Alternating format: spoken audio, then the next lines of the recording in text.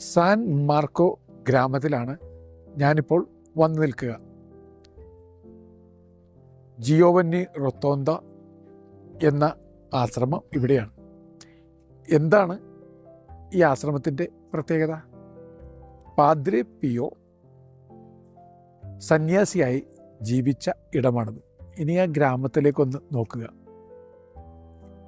പഴയകാല ജീവിതത്തെ ഓർമ്മപ്പെടുത്തുന്ന വിധത്തിലുള്ള ചെറു ചെറു ഭവനങ്ങളും ഒന്നിനു പുറകെ ഒന്നായി കൂട്ടിച്ചേർത്ത് വച്ചിരിക്കുന്നത് പോലുള്ള ഗ്രാമ അന്തരീക്ഷങ്ങളും. ഇത് കുന്നിനു മുകളിലുള്ള ഒരു ഗ്രാമമാണ്. ഈ ഗ്രാമത്തിൻ്റെ ഒത്ത നടുക്കായിട്ടാണ് റൊത്തോന്ത എന്ന് പറയുന്ന ആശ്രമം.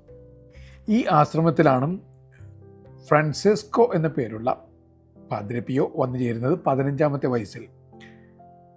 അദ്ദേഹം തുടക്കകാലം മുതലേ പ്രത്യേകമായ സ്വഭാവ സവിശേഷതയുള്ള ആളായിരുന്നു.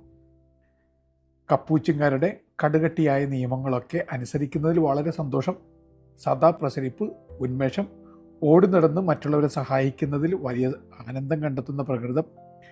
പതുക്കെ പതുക്കെ വളരെ പ്രത്യേകതയുള്ള മനുഷ്യനായിട്ട് അദ്ദേഹത്തെ ആളുകൾ കണ്ടു തുടങ്ങി.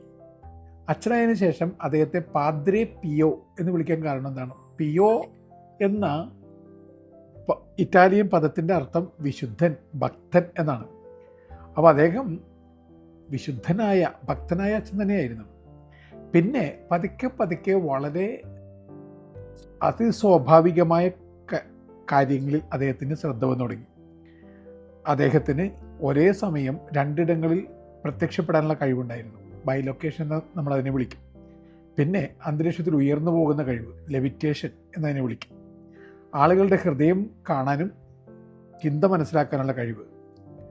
ഇടയ്ക്കിടയ്ക്ക് അദ്ദേഹത്തിന് മാലാഖമാരുടെയും ഭൂതഗണങ്ങളുടെയൊക്കെ ദർശനങ്ങൾ കിട്ടിത്തുടങ്ങി. അദ്ദേഹത്തെ പൈശാചിക ശക്തികൾ വന്ന് വല്ലാതെ അറ്റാക്ക് ചെയ്യുന്ന അവസ്ഥകളുണ്ടായിരുന്നു.